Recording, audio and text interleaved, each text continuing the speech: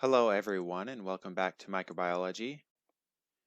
Epidemiology is a medical science that studies the incidence, distribution, and rate of diseases, as well as possible controls and maintenance of diseases.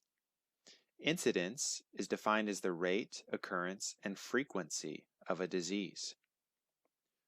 Medical professionals and scientists use different terms to discuss the effects of diseases. One is symptoms. Symptoms is a subjective change in body function resulting from disease. Examples of these could be a patient's pain, dizziness, malaise, or other descriptors they use.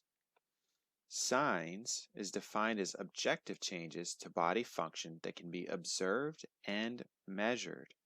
Examples of what scientists or medical professionals might see are fevers, rash, vomiting, etc. Each disease has a progression of signs and symptoms that exist. If we look at this graph at the bottom right, we'll see on the x-axis is time, and on the y-axis is the number of microbes. So as you follow the red line, you will see the number of microbes changes over time, and then you'll see that throughout time there are different phases listed as columns within this graph. The very first phase is called the incubation period, and this occurs between the initial infection and the appearance of signs and symptoms.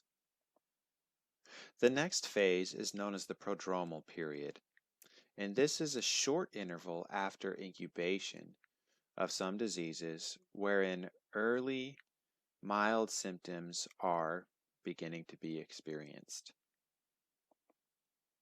The next phase is probably the least favorite phase of all. It is the period of illness, which is the time when symptoms are most severe and signs are overt.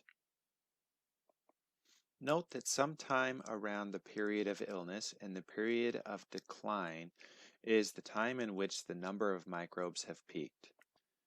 The period of decline, as one could imagine, occurs after the host's immune system has overcome the infection.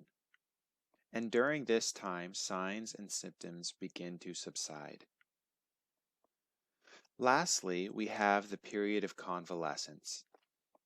This is the period in which the body recovers and returns to normal function.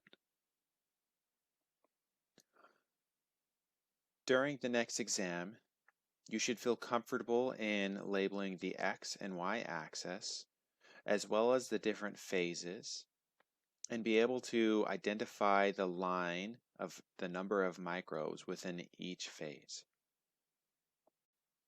So let us revisit the definition of epidemiology, which is a science that studies the incidence, distribution, and rate of disease, as well as possible controls and maintenance.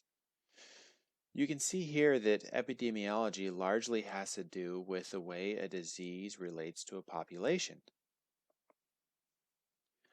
This may include the etiology, which is the cause of disease, the geographical distribution of disease, the timing of infectious disease occurrence, and the transmission of disease.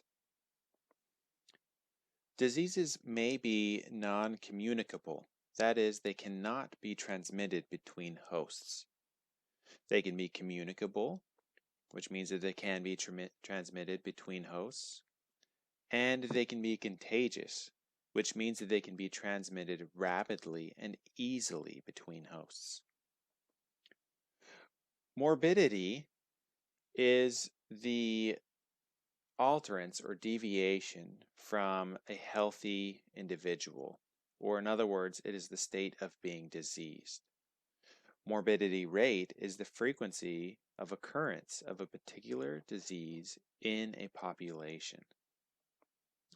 There are two ways we describe occurrence. One is incidence, and this is the number of new cases of people who contract the disease during a particular time. If we look at the graph to the right, we can see the prevalence and incidence of HIV in the US from 1980 to 2010. The blue line represents the incidence, the number of new cases during each time point. The red line represents prevalence, so this is the accumulation of the total number of people affected by that disease at any particular time. Mortality is death as a result of disease. Mortality rate is the frequency of death from a particular disease in a population at a given time. Recall that incidence is the rate, frequency, or occurrence of a disease. We can look at the patterns of incidence and describe them as being either sporadic, which means that they occur only occasionally in a region. An example of this might be the plague. It may be endemic, which is constantly present in a region, such as malaria in sub-Saharan Africa. A step above this would be epidemic, where it is present in a large number of people in a region, such as Ebola is now in the DRC. And a step above that can be pandemic, in which it is a global outbreak in a larger number of people. An example of this is AIDS. Here you'll see a graph from the CDC showing the percentage of all deaths due to influenza and pneumonia. The black line is the seasonal baseline. The red line is the actual mortality rate that is seen. And the blue line is an epidemic threshold, in which when the actual mortality rate crosses that blue line, it is considered an epidemic. It is important to be able to describe the severity of a disease as it progresses. A disease may be acute, in which it develops rapidly but lasts a short time.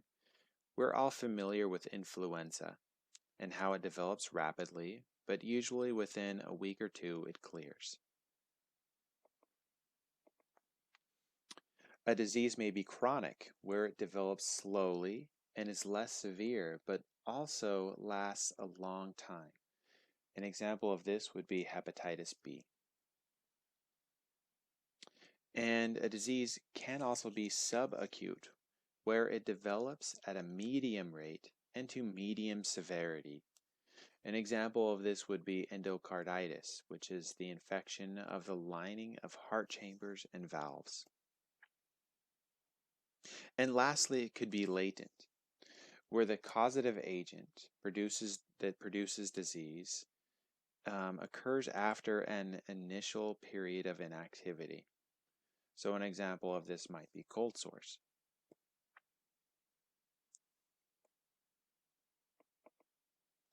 We may also classify a disease by its extent of where it occurs in the body. It may be local, where an infection of a pathogen is limited to a small area of the body. An example of this is toe fungus. Next, it might be systemic, whereas the infection from a pathogen or its products is spread throughout the entire body by circulatory or lymphatic system. An example of this is the flu, influenza. Communicable diseases have different reservoirs or sources of infection. Diseases can be transmitted from either a living organism or an inanimate object. Living reservoir examples are humans, which can be both affected and carriers of disease, or wild and domestic animals. An example of this being the plague. We may have non-living reservoirs. An example of this would be soil, and botulinum can be present in soil, so it may be a source, or water, and an example of this would be poliovirus. There are several ways in which an individual may come into contact with a disease. There's direct contact transmission, wherein a pathogen is transmitted directly through physical contact between two hosts, and there's no physical intermediate object. There's congenital transmission, in which a pathogen may be transmitted from mother to fetus at birth. And there is indirect contact transmission, in which a fomite, which you'll recall is a non-living object that serves as a source for pathogens, it acts as an intermediate between two hosts. Then there's droplet transmission, where a pathogen is spread a short distance within mucosal droplets created through coughing, sneezing, talking, etc. There are many ways in which pathogens are transmitted from one host to the next. Airborne transmission is where a pathogen is transmitted through long-distance droplets from dust or very fine spray of respiratory expulsions. Waterborne transmission is where a pathogen is transmitted through water that is usually contaminated with sewage. Foodborne transmission is where a pathogen is transmitted through foods that are not fully cooked, not well refrigerated, or otherwise contaminated. And finally, fecal-oral transmission is where pathogen is transmitted from one host's feces to another vehicle, such as food or water, and then to a host. There is also another vehicle of transmission, which is called vectors. Vectors are animals that carry pathogens from one host to another. The most common vectors for human diseases are insects, and they may do so in two ways. Mechanical transmission is where the pathogen is transmitted passively via contact with the insect's body parts. As you can see here at the top, we have a fly that has landed on a cheeseburger, and as it lands there, along with it, it brings whatever sort of microbes might be existing on its body. Next, we can have biological transmission. That's the one you see at the bottom right there, with a mosquito landing on the skin. As the mosquito lands on the skin, it injects a needle into the host, and it can transmit the pathogen directly. So this is an active form of transmission, where an insect carrying a pathogen acquired from one host bites another host and gives that host the pathogen. Okay, that concludes Chapter 16, Disease and Epidemiology. Thank you all for your time. Next chapter will be Chapter 14, where we'll talk about antimicrobial drugs. Thank you very much.